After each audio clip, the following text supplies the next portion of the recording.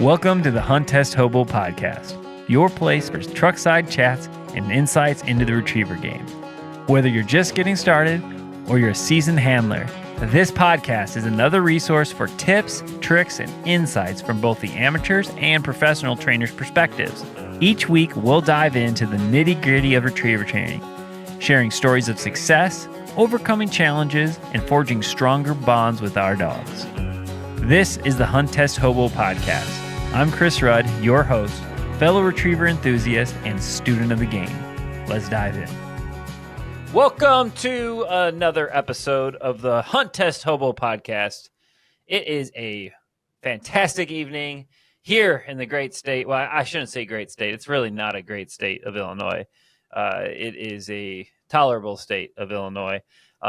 We have some beautiful weather, though, coming on in a few days. It is hitting 90s, and I feel like I'm starting every podcast off like the weatherman now, and that's probably just because we're all dog trainers, and we all look at the weather, and we're all standing out there melting or freezing, depending on what's going on. So today I have the one, the only, my new really good friend, Marty Roberts from Sporting Life Kennels. I get that right, Sporting Life? You got it. You moved on the camera to where you covered it up on me, man. Oh, sorry. That's all right. I'm just kidding. Yeah, there it is. Yeah. There we go. So those that are watching on YouTube, we got Marty here today, and we're going to talk about breeding programs and things of that nature. But before we dive too deep into that, I got a few announcements. The first announcement, I feel like this is like almost like church or something. Like, you got to start the whole service off with all your all the announcements that are going on. But for those that listened to a few episodes ago, we are doing a Hunt Test Hobo kind of group training day over at Abbey Farms in Ohio. And that is September 20th and 21st. We're going to be trying to do 3 pre-grand setups. So if you're getting ready to run the grand and interested in doing that, shoot me a Facebook message and we will get you connected. We have one more spot available. We're trying to have between 12 and 15 dogs, and we are right at that right now. So if you have 1 or 2 dogs that you're planning to run the grand, and you are available and can get to Ohio that weekend, it's going to be a blast. I'm going to smoke a bunch of meat, and we're going to have a grand old time. Did you guys catch that pun? The grand old time? Yeah, pretty lame, but anyway, I hope y'all can, maybe 1 or 2 more people can show up. I think we're going to max it out, somewhere between 13 and 15 dogs because we want to focus on those dogs that can come. But we have one more kind of spot available. If you got a couple dogs or maybe 2, just reach out to me. We'll figure it out. This isn't like a super official operation. It's going to be fun, though. So come on out to that. And then the other thing is, I know we talked a lot with Mr. Dan Erkey and the new website that he and I are launching, Retriever Foundations, which launched this week. Man, it's been cool to watch and see all the people reaching out and purchasing the course, watching it, and it's been really cool. So that sale for Dan's puppy course, the Puppy Foundation course, ends on the 22nd of the month, which is coming up here soon. We're giving $50 off of that course. And then also, if you're interested in my course, The Amateur's Guide to Hunt Test Success, you can purchase that as well. It's available on retrieverfoundations.com. And if you use the really unique promo code that I set up, HOBO, HOBO, you can get 10% off. So that's a brand new code that's just for my Amateur's Guide course. But right now, 50% off through August 22nd for Dan Erkey's Puppy Foundation course.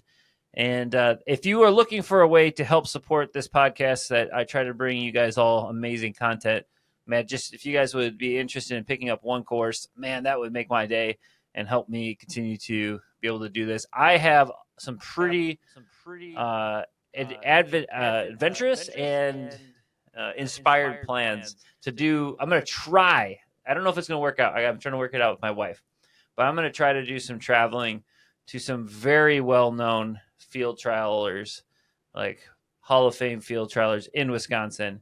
I'm going to try to get up there and do a few in-person podcasts So anything that you guys can do with purchasing those courses helps me out to fund the gas money to get up there and hotel, and well, not really hotel, but maybe campground fees is a better way to say it, since I will definitely be sleeping in my truck. Or if they let me, I'll sleep on their grounds next to their tech water or something, but we'll see. Anyway, that's a big, huge help. Also, talking about our other sponsors, I told you guys there's going to be a bunch of announcements today. Also want to make sure that you all are thinking about our other great sponsors, the Hunt Test Guide with Clark and Lyle. I think I talked to Clark for like an hour today about pre-grand training and all the plans we have for that. When I say plans, it's pretty much like, hey, I got to work the whole time in the truck, but I will cook food.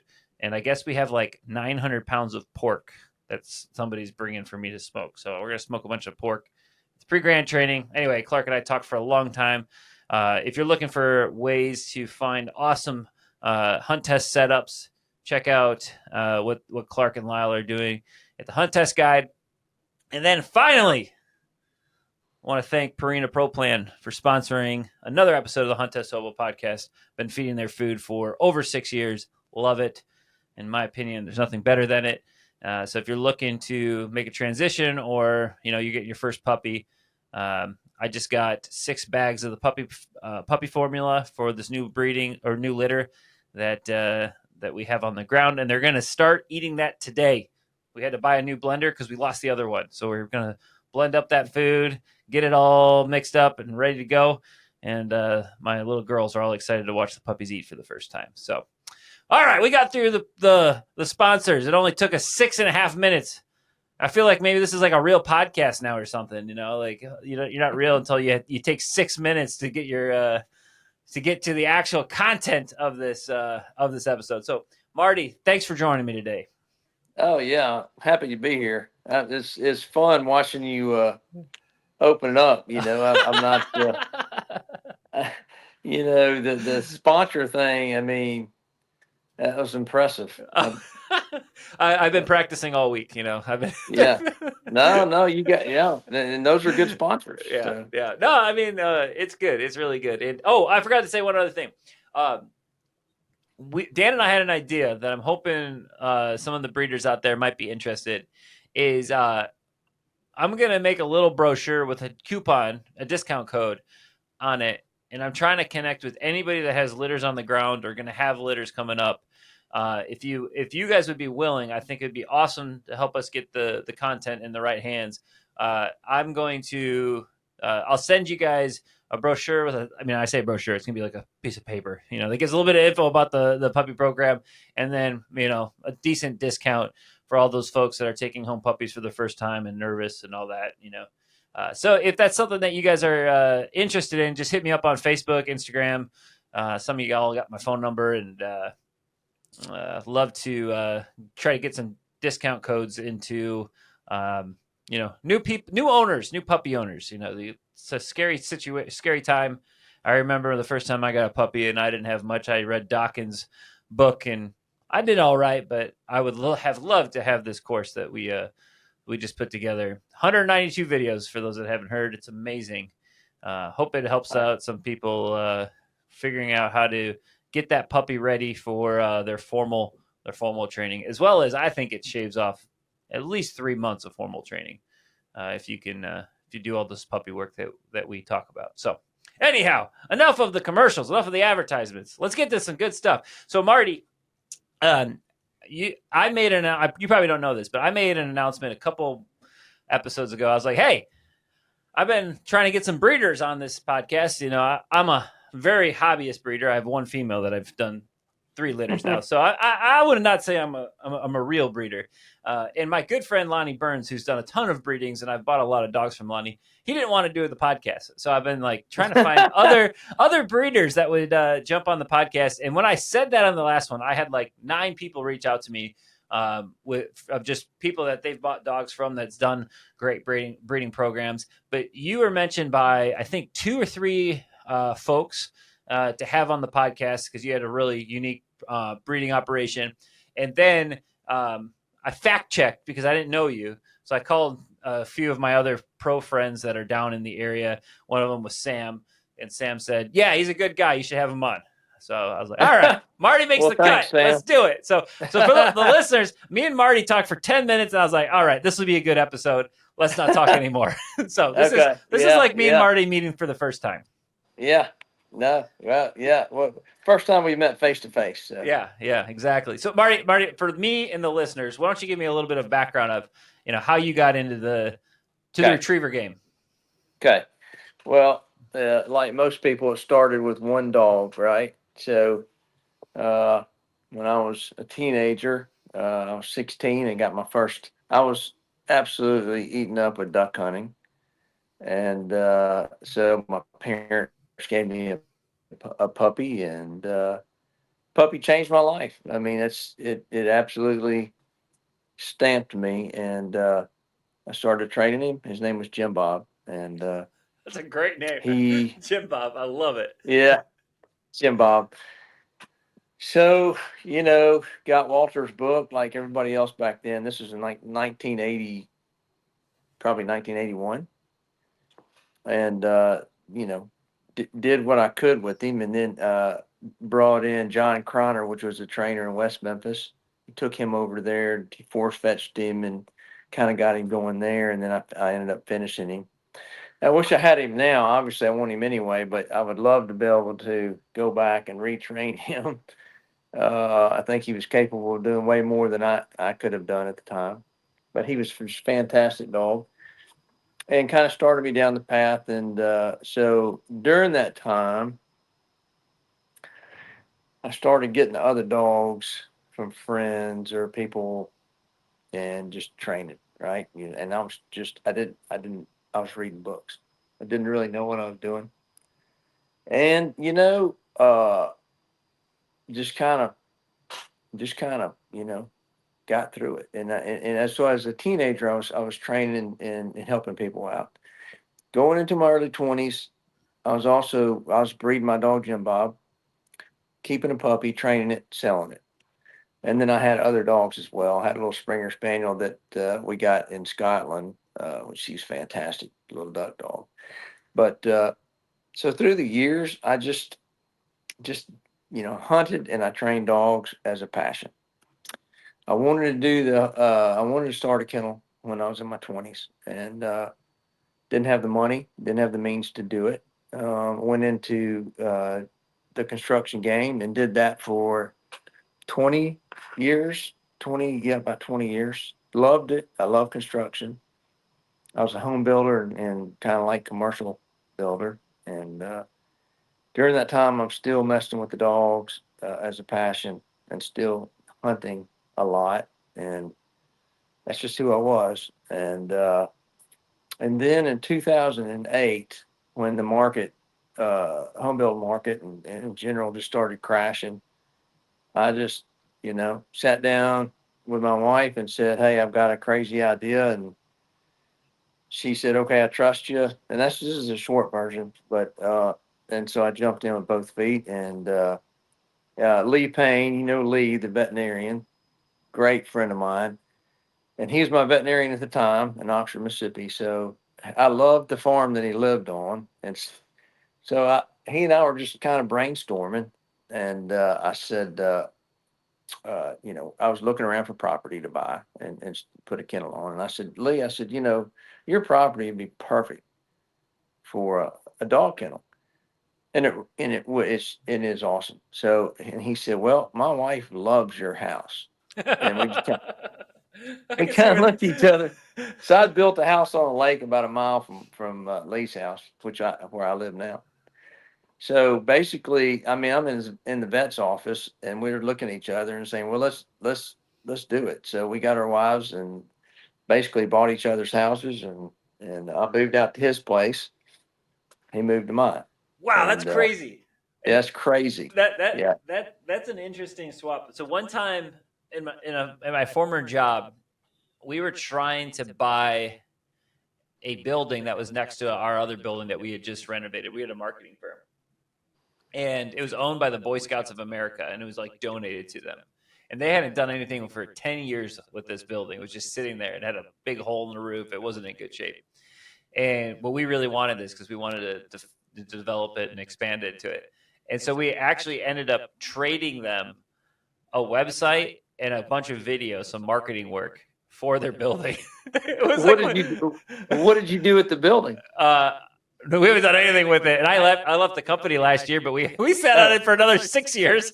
But we owned it, it was ours, So, but yeah, we planned to do a lot of stuff, but then like it wasn't maybe it was actually, sorry, it hasn't been 6 years because we bought it right before COVID, and so then and we were planning to do like single day, not single day, but like single person officing out of it like we were doing in our current building. But COVID killed that because everybody went home, including me. Yeah. I went home and got a job working at home. So we totally didn't see COVID coming, and it killed the building thing. But I did trade a bunch of videos and a website for a 17,000 square foot building.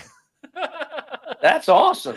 Yeah. Not as cool as like the flat out trading with another vet, or with a vet. Like that's pretty sweet. And for those that are listening, if you guys ever do need any reproductive, like canine reproductive work, Dr. Lee Payne is the man. Like everybody that I talk to, they're like, hey, have Lee Payne do the breeding if you needed something, something special done. I'll definitely be bringing all my future dogs to get their hips and elbows and all the certifications done down at Lee's. Oh man, yeah. He is so good, and I'm so fortunate. Well, he's a good friend of mine, but I'm so fortunate. He's 10 minutes away. Yeah, and it's just been a huge part of what we're doing here. Yeah, I don't know if I could have done it without him, honestly. Well, I probably could have, but it wouldn't have been as well. He's just such a. I couldn't recommend him enough. Yeah, and he knows how. He knows the breeding game. But just in general, he's just so practical. Where a lot of vets through the years, I've dealt with around the country, they just go to the harshest place quickly. And you're like, wait a minute, let's just think our way through this. Lee starts at the bottom and works his way up. And he's just so practical. But anyway, enough on that. We're fans of Lee, so. Yeah. Well, if you guys are looking for, he's done both, all 3 surgical breedings that I've done with Winter. Lee's done, and they've all turned out great. So, anyhow, I always like to give props to the people who do good in this game. So, just want to make sure I give a shout out to Lee. One more thing about Lee's interesting. Everybody's heard about Hammer and Hank in the dog world, the hunt test world. So, Lee, back 20 years ago, has bred a very successful line of Hunt Test Labradors. And Hammer and Hank was born on my property that I live on. So anyhow, I never had anything to do with it. but he was a rock star in the Hunt Test world, and is a foundational sire. And he was born here. So anyway, a little trivia. Yeah, had nothing to do with it, but anyway. Yeah, that'll be on the next bingo card. Where was Hammer and Hank born? Yeah. Marty's house. Yeah. So, very cool. Yeah. Well, Marty, let's jump into a little bit about what you're doing, and let's just start unpacking it, because I found it really interesting in the short time that we talked. Yeah. Okay. So, my breeding program is set up with British Labradors, not English, not the show dog labs, but British working dogs. We import dogs from Ireland and Britain, and we've used those lines. Now, we train in general, so we train American Labs, Chessies, Boykins, everything, right? And I love them all. A good dog's a good dog. I don't care what breed it is. I just, I love a good dog. I chose to go this route principally because I wanted to focus on what I'd say were the hunter's dog. So I wanted to have something that is great family dog, which the other ones are as well. But I wanted a dog that had an on and off switch, and then a great hunter. That really, it's what really, when I started seeking these dogs out. Now, So in the process of doing that, up until that point, I'd always had American Labs, and I adored them. I love them, still do. Um, and this isn't a British versus American. They're great dogs all the way across the board. I'm just trying to explain my program. So, Yeah, yeah. And for those uh, that have listened, like Barton and I did a I think it was like 2 hours. It was a long podcast about us yeah, unpacking the two uh, different lines of Labradors. And I actually was just on another podcast uh, for my good friend Elliot Snyder, who has the North American Waterfowler podcast, and I had the same discussion with him. But I want people to know, like, the reason that Marty's on this is not because he has British Labs. What I right, found really interesting about Marty was kind of how he has his breeding operation set up and how he yeah, is working towards something with his dogs. He's not right, just breeding to breed, and that's what I right, found really, really interesting. And we will talk about British Labs versus American, or not. Sorry, we won't talk about the differences right, necessarily as a good or a bad. It's just what you were looking to breed for, and whether we're trying to correct, breed field trial champions right. or hunting dogs. A breeding program is a breeding program, and That's correct. I found that I just found this interesting, so I wanted to really unpack this. Yeah. So, anyhow, so we started bringing dogs over, and then we started the breeding program. Now, I'm not going to go into all the details about it, other than to say this: as time went by, I learned more and more about what I wanted. Okay, and so people ask me, "What are you looking for in a dog?" All right. So first of all, I want drive. I want a dog that's confident and that goes hard. Drives me crazy if I've got a dog that walks into the water or kind of trots out. I don't personally like that. Other people do. It's certainly safer, for the dog. I heard one recently, last week. I heard about a dog that got impaled jumping into the water, but and I think the dog died, which is terrible. Oh yeah. But I like drive and I like the style, and so I'm looking for drive and style. Okay. Second of all, I want trainability and a dog that is not a knucklehead. You know, I love confidence, but I don't want them going over the top with it. Um, and then I want a dog with an off switch, and that's very important to me as a hunter. I want a dog that doesn't whine. I cannot stand whining. And I have people call me all the time that says, I've got this dog. He's wonderful. He's fun to work. I can't stand hunting with him because he whines the whole time and it drives me crazy. My friends don't say anything, but I think it may be, driving them crazy. Da da da da. So I think whining I think it's probably 90% genetic. And so I say this just from the experience of breeding through the years. I've seen it passed down and not passed down. So now, if a dog whines at all, I don't breed them. I want a quiet dog, seen but not heard. So I want drive, I want trainability, I want an off switch, I want no whining, uh, and I want good line manners and good blind manners. And then I really want a great dog at home. So I won't sell a dog to anybody. I won't sell a dog or puppy to anybody that doesn't actually keep them in the house, at least at night, and be part of the family. So these dogs that we're breeding are very relational. Although most dogs are, these are very relational and they get very attached to you.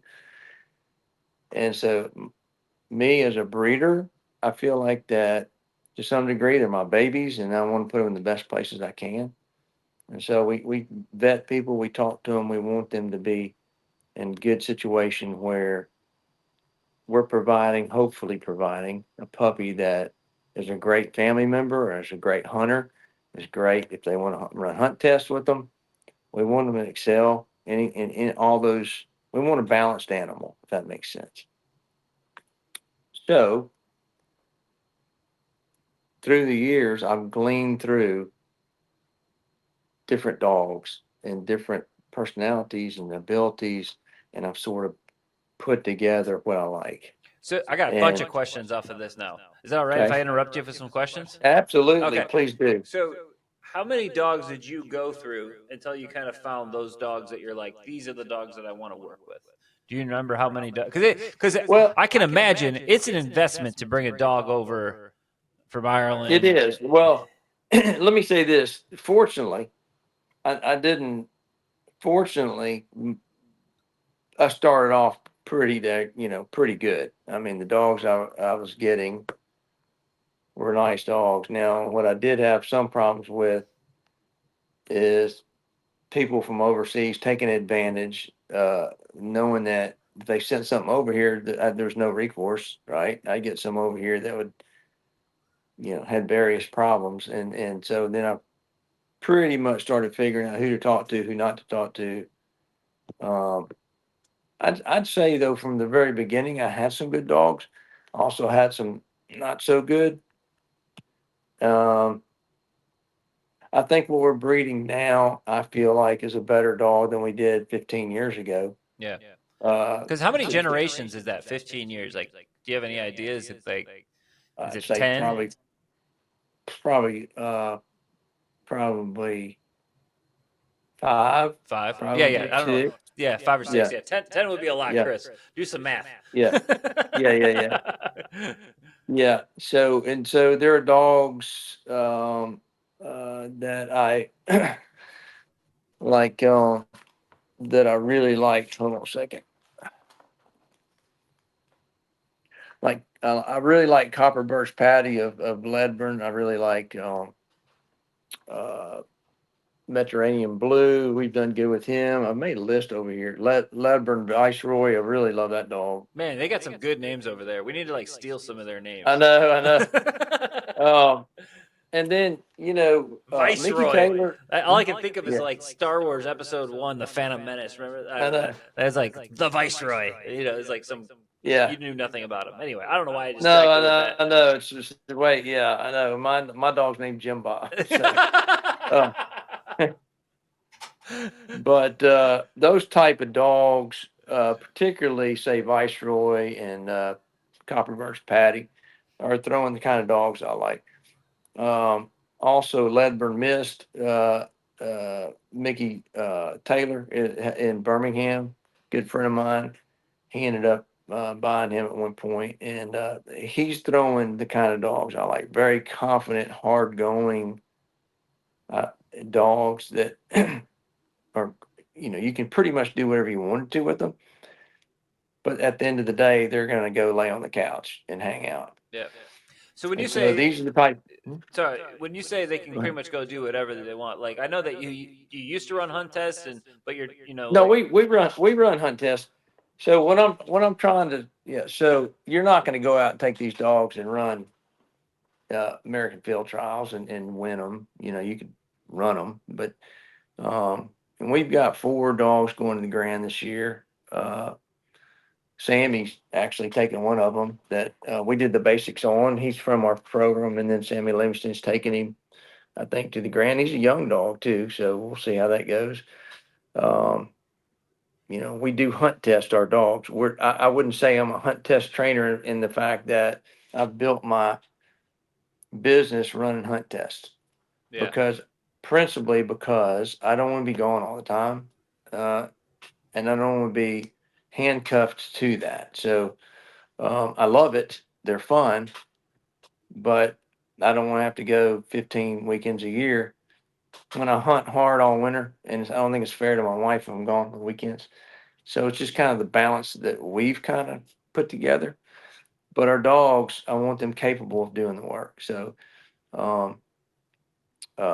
so when I say, let's back up for a second. When I say you can do pretty much whatever you want, that has boundaries to it, obviously. Oh yeah, but to me that means a lot. Like if you have dogs passing and doing well in the Grand, that is the highest level of not field trials. Sorry, highest level of hunt test there really is. So that says a lot to what your program is.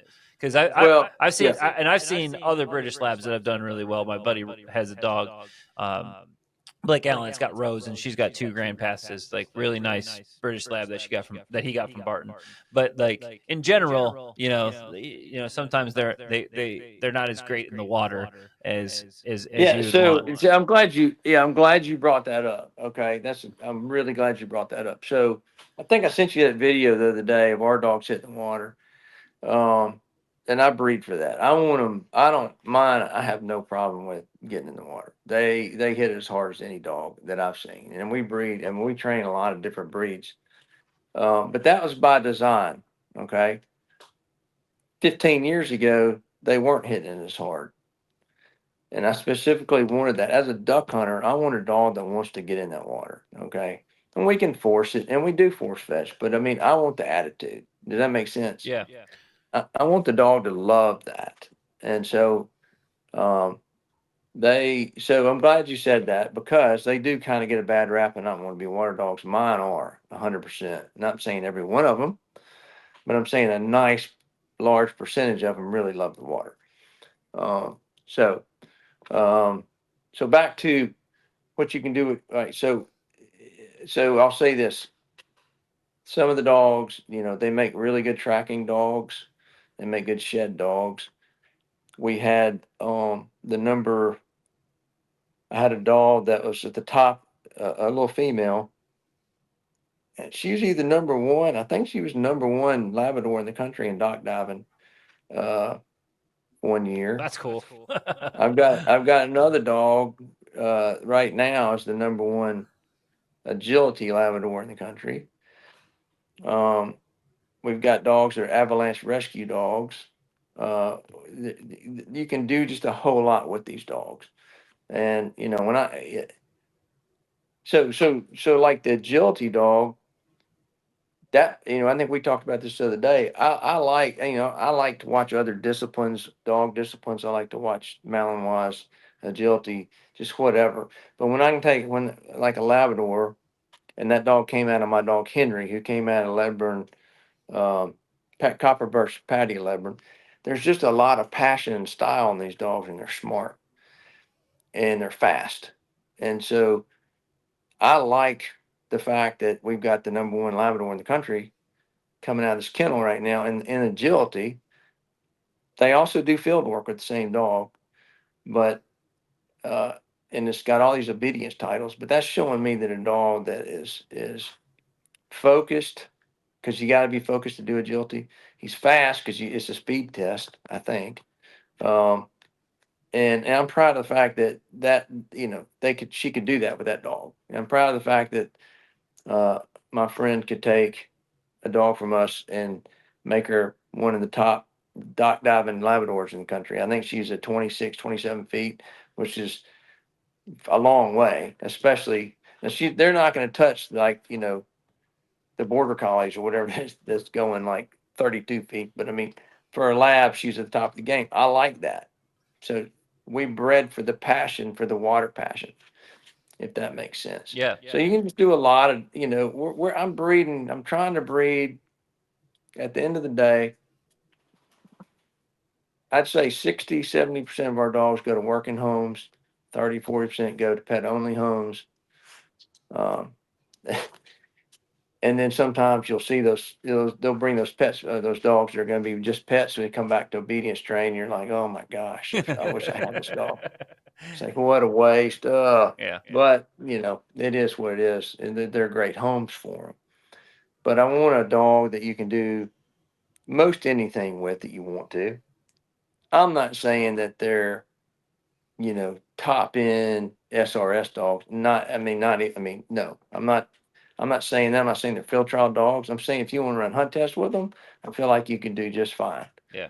Depending on the dog, depends on the trainer, you know, uh, and at the end of the day, they come home and they're just a really nice, biddable animal that lays around. Kids crawl all over it. That's what I want. And that's just kind of what I breed for. But I want it all, I guess, in the fact that I want a dog that's super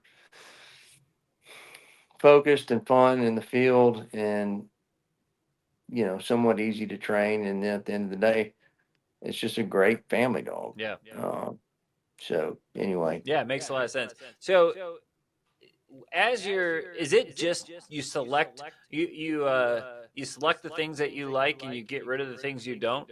Is that the yeah, simplest thing yeah, as a yeah, yeah, breeder? yeah, yeah, yeah, yeah. So I'm not a person that's like studied, you know, coefficiencies and all. You know, you'll see these people that design lines that way. I I see a dog that has attributes that I like, and like we've talked about. And let's say that I've got a dog, and let's say I have a female, because British dogs can be on the soft side. So I try to breed away from that as well. I try to breed a dog that I can correct, and not shut down. You know, obviously we all want that, but the British dogs can be more sensitive. So I think my dogs, by and large, are not sensitive compared to a lot of places, maybe. Um, but they're still not like, and I'm always fighting the sensitivity, and I try to breed away from it. But if I've got a female, then it's usually a female, and then let's say she's fantastic in the field, and we've been able to, but let's say that she's a tad soft, but not too much. I can still correct. I mean, balance correction. We're training with, say a Garmin light number 2 on the e-collar. So we're not burning them up. They don't need it. Occasionally we'll go up to a 3, back down to a 2 or 1. So when I say pressure, I'm not talking about heavy pressure. Um, and we can talk about puppy training in a minute. We do a ton of puppy training, and we use food reward and all that. But when say I have a really nice female, but she's sensitive. And then I got a male over here, and he's like very bold. This is just how I do it. I like what he brings to the table, and I like, maybe she's a really good marker that's really good in the water. Um, a little bit soft, sensitive, but not too much so. But I could breed her with him. And for me, we tend to find somewhere in the middle. People will argue, say that that's not going to happen. Half of them will be like the dad, half of them will be like the mom.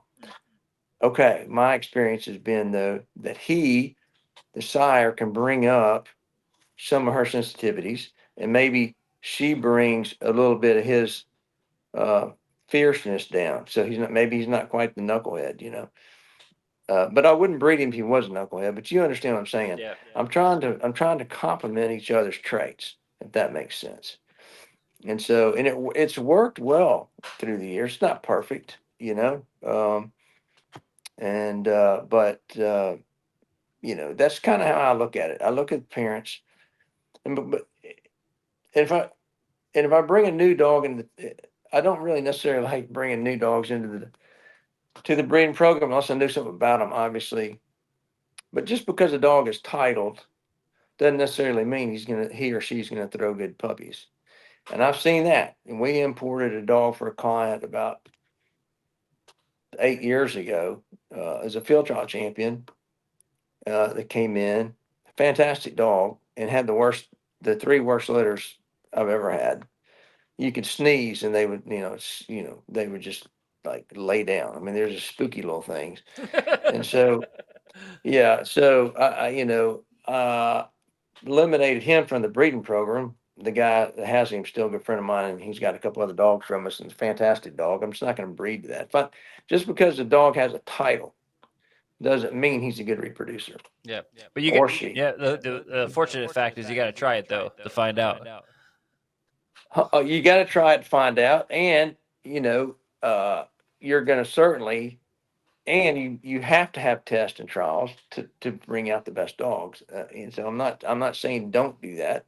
You're saying I'm just saying just because he's got a title doesn't mean he's going to produce what you're wanting. Mm-hmm. Does that make sense? Oh yeah, 100%. I bought a dog that was a grand to grand breeding that just didn't work.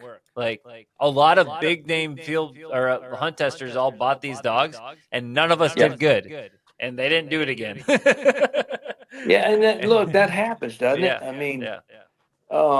about, I don't know, 8 or 9 years ago, I decided, well, that's when I was fighting with the overly sensitive dogs.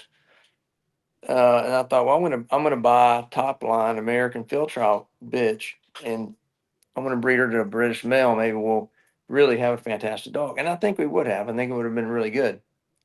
Unfortunately, I mean, man, her pedigree was stacked. I mean, it was awesome. And I thought this is gonna be a really cool to blend these two. She didn't even like to retrieve. She had no desire. And I mean, it was like FCs all the way back. I mean, it was just awesome. And I thought, man, this is going to be so cool to experiment with. And I couldn't get her to pick a bumper up. I could have forced her, but I don't want that. They don't want to do it No, themselves. yeah, I'm not yeah. there for You it. can't start there with a breeding program. Like you still got to No, you still so, got to do that for other reasons. But like if they don't want to yeah. naturally retrieve that ain't gonna do it. No. Yeah. So, So did you try a few times? Oh, sorry, I didn't mean to cut you off, but I'm going to. go ahead. Did you try any other American to British breedings? No, but I'm not opposed to it. Yeah, they're I'm not opposed to it. I've seen some good ones, and I would do it. I just hadn't. I ended up finding the type of female that I wanted without having to bring in some to go American. Yeah. bring it in, and so though I still think it'd be a lot of fun to do that, but it still also goes back to me trying to breed a quiet dog, and not all field trial dogs are quiet. I love them; they're incredibly wonderful dogs. Nothing against them; they're incredible. But some of them can squeak, make a little noise, Yeah. and so I'm trying to. I don't want to bring that into my lines. Yeah. Uh, Yeah, it's interesting. My buddy Tyler and Dan Ricky, they've done some. There's a British dog, Magnum. Do you know Magnum? oh yeah, yeah. So They're Magnum, Rick McConaughey's dog. yeah, that dog is everywhere up here. I don't know if he's everywhere, but he's everywhere up here. Well, no. His owner is a good friend of mine. Okay. Yeah, Rick McConaughey. Okay. Yeah. I don't know anything about this dog besides he's been bred. He was bred to a American female. I think right. Yeah, because he's British. Yeah. Was bred to an American female and it produced 3 really good dogs that Dan and Tyler are training.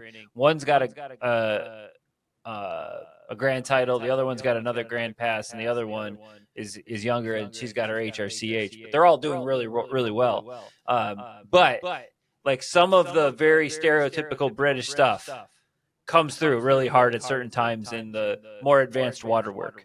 But everything that you're looking for that you're describing is there. It's when we're talking about getting close to the SRS stuff that we're doing with these dogs that it's like, oh, there it is. Yeah. We're not. Yeah, no, I'm not. And look, I'm not claiming to have the greatest dogs in the world. I'm not trying to. I just know I'm just trying to explain what I'm looking for. Yeah. And I admire all the. Yeah. I was just curious, more trying to just unpack your mindset towards this whole thing, because I'm trying to. Yeah. I think people enjoy listening to genetic conversations. That's why I feel like so many people reached out and said, "Hey, have these breeders on to talk about breeding," and it's just fun to talk about talk shop to kind of hear what kind of what your perspective is on things. Yeah. So yeah, I would like to. In the future, if I saw the right, I have no problems breeding a British dog with American. I think the combination could be, and Magnum's proven that, and they've had some qualified all age dogs come out of him. And I'm glad you mentioned him, because one of our stud dogs here is named Saint, and he came out of Magnum. And my friend Jason Beasley is in Tupelo, which is about an hour from here. And so we pretty much, I hooked him in Rick McConaughey up in Minnesota, and he got a Magnum puppy. So we took Saint and put an HRCH on him. he's capable of doing way more than that, but his owner, they just don't want to be away from him that much, you know. I mean, it would just, they didn't want him on the road that much, or over here, you know, trying to do him. He's very capable. Of course, easy to say that when the dog doesn't do it, but he is a Magnum puppy, and he's fantastic, and he's thrown really fantastic puppies for us. Real passionate, very stylish, um, easy to train. Yeah, just great dogs. So yeah, so Magnum is the kind of dog that is excellent for. You could probably breed him to a cow, and he produce good puppies. You know, but he's a great dog, and dogs like that really stand out to me. And I'm glad to have him in my bloodline. Yeah, yeah. I think it's a. I've really enjoyed. I've only bred to one stud because it worked so well the first time. It's just like, Yeah, what? Why would we change this operation? 100%. You know, Yeah. I might change it the last one just because I've already got one, and do I want two? You know, I might change the stud because it's my dog, but but they're so good. Like I'm loving what we're getting out of these. Man, I had a point to this, and I totally went right. Oh, do you believe some pros who will not be named on this podcast, so they're my friends, say never buy a repeat breeding because if you love the first one, you won't love the second one? Do you think that's true at all? Do you think there's truth to that? No, yeah, no. I've had good luck repeat breedings. You know, I really. I mean, I think if something works, stick with it. Yeah. You know, doesn't mean every puppy is going to be as good as the best puppy in the first one. You know, or you know, with any litter you're going to have two or three that are going to be, you know, probably just dead ringers, and you're going to have a nice, really nice middle ground, and you might have some coming from behind, and they may end up in a really good place later on, you know. I mean, but I lost my train of thought. I just got a text that threw me off. All I got to say is you're the first person that I've heard that has another dog named Saint. My dog growing up when I was a really little kid, the only dog, my family dog, was a yellow lab named Sierra Tango, but we called him Saint for short. So that was like, whoa. You know, just to hear somebody else have another Saint, that's kind of cool. And he was probably Saint, like the actual, like the Saint of Augustine or whatever, right? Yeah. Mine was just ST. It was Saint. Yeah. And it was because we were driving a Sierra truck home with him on my lap when I was probably 5. And my dad was a pilot, and he's like, "What's the Sierra Tango?" Like, that was it. That was the name of the dog.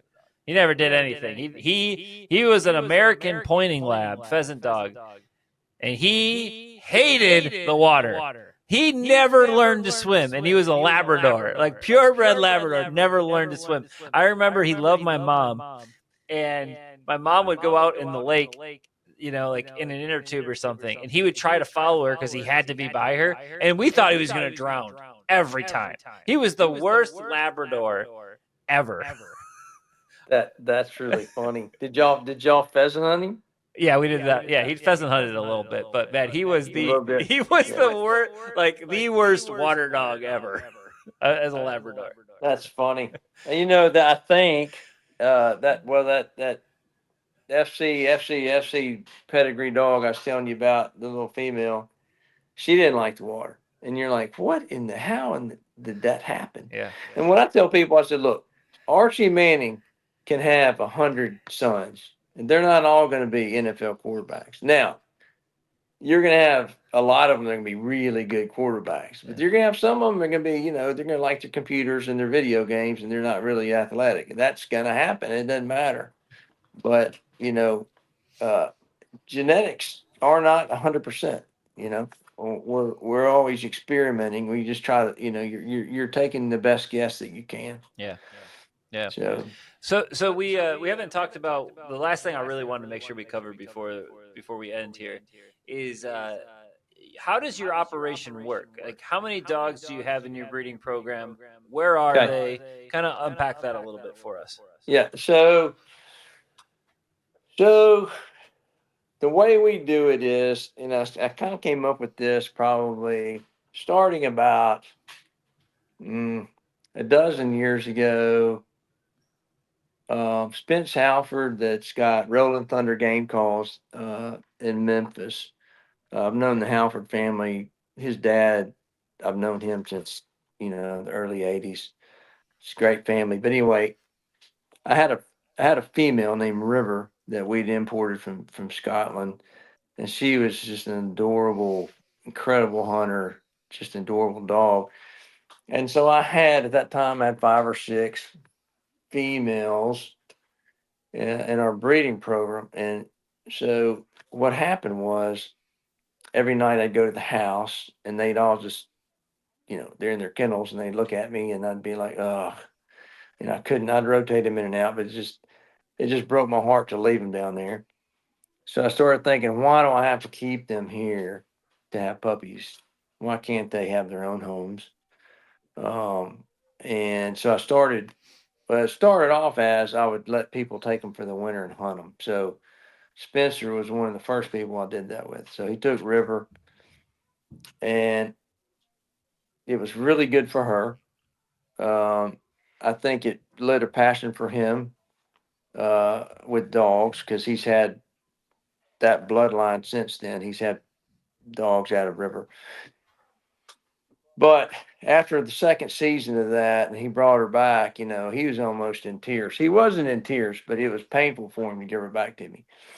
And at that time, I thought, why do I have to keep these dogs here? Why can't I work work something out where they have families and then they'll come here when we need them.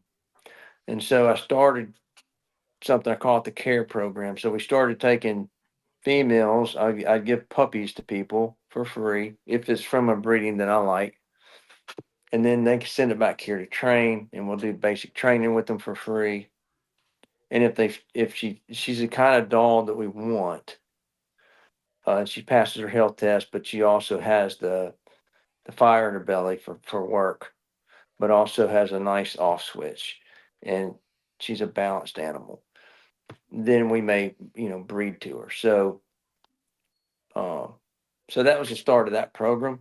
And so now I don't keep any females here. They're all in homes.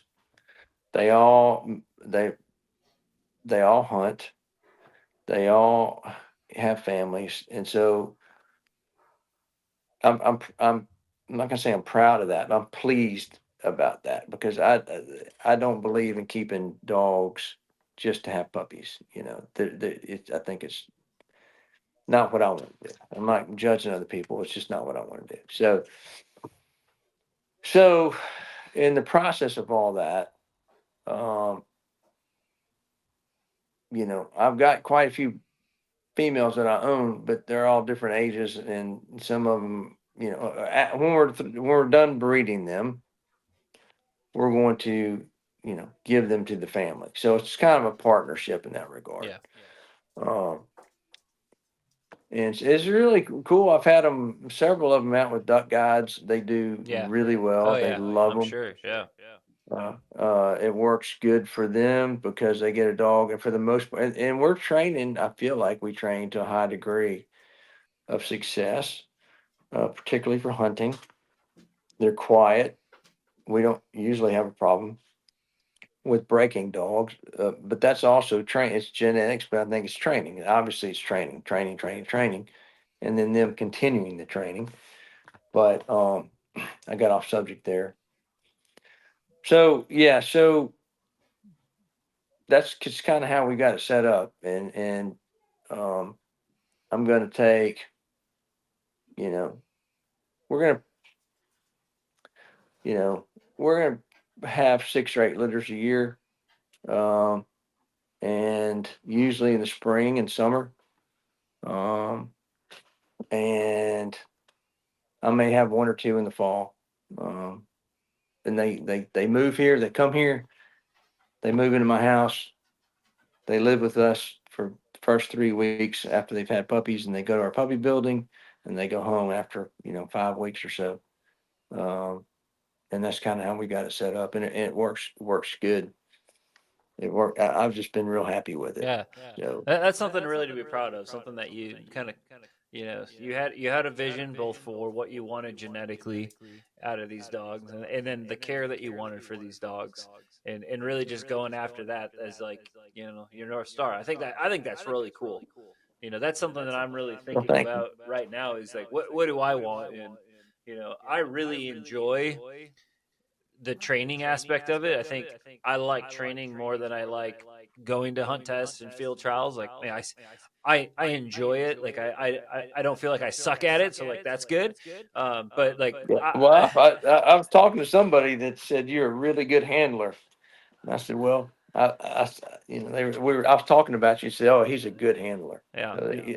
That'll make you feel good. Yeah, So no, I anyway, appreciate that. I was just saying, like, I love training. like I love Yeah. training. Like that's my number one. But second to that is I love the genetics and breeding. And maybe it's just Yeah. because my first, pairing has come out so good. Like I'm gonna do a little bit of bragging, but I think that every dog, except for I think maybe one, has either has a season title or is running derbies right now. And That's they're awesome. 17 months old, and That's great. I think 3 of them has has their HRCH, and one of them has a couple master passes. So like At 17 months. yeah, and there's 9. There was 9 of them, and 8 of them have titles right now. God. So I'm Now tell me about your sire dam and the bloodlines that you have. so Winter is a Hammer and Hank granddaughter. She's out of Grady, and then Hammer and Hank Pat, and she's out of, I don't know if you know Jeremy Legg. I don't. Jeremy Legg. So he bred his dog Piper, who had 8 grand passes, to Scratch, who had 10 grand passes, and he's out of Grady. That's where Grady comes from. And then Winter has 4. My dog has 4 grand passes. And then she's qualified. She's QA2, and she's qualified for the Crown 1 year, and's gotten a 3rd and an SRS. And so that's Winter. That's my female. Yeah. And then we bred her to Clark Kennington. Well, it's not Clark's dog, but Clark bred and raised him. Stroker. Yeah. Stroker, So Stroker has 8 grand passes, and then his dad was Dude, who has 15 passes, and then Stroker's mom has 3. So I think it's like 35 grand passes between the parents and grandparents. That's insane. Yeah. That's awesome. Yeah. Well, I mean, that's a testament to genetics right there. Yeah. And then you had 9 puppies and they're 17 months and you've already got that kind of success with it. Yeah. And you're way ahead of the game when you get the right genetics. Yeah. So anyway, my point is, I'm loving the breeding stuff. Like, and I feel like I've hit I did hit the gold mine with this first pairing, and I kept one out of the second breeding, and she's a freak. Like I have never seen a dog do some of the field trial work that she's doing. She's at 8 months old. She's running marks like she's fully de-cheated 100. Like I can almost throw any water, like field trial water mark with her. I threw one that was 350 yards with a 80-yard entry, angle in entry, had to go across 3 angled fingers and an angle exit out with 80 yards out of there, and she front footed it. It was like and she does it like she's a freak of nature, but you would love her because she's not a fire breathing dragon. She wants to do it. She's got a great water entry. Now she's still very animated in the house, so you might reject her. Yeah. Well, no, mine are too. I mean, I'm not saying ours are they're busy. Yeah. I'm not saying that, especially when they're young. Absolutely. Yeah. She's very busy.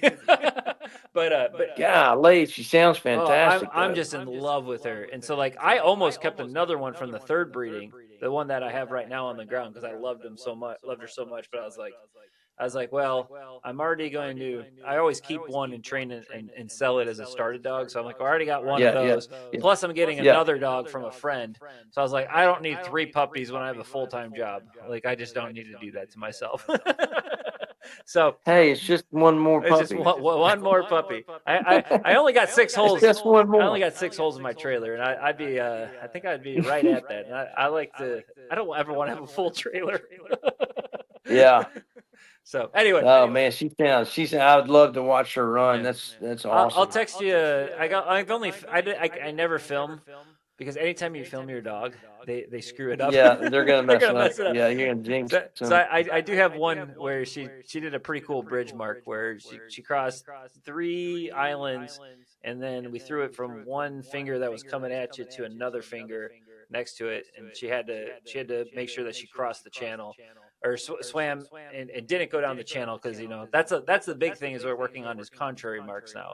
So like not everything is down the channel. Like now you got to exit out of the channel and go where the mark is, Yeah. and so we're starting to really work on some of that stuff. So, Yeah, I'm but the so fact that excited. at 8 months, the fact that she can understand that and do it, that's a testament to breeding. Yeah.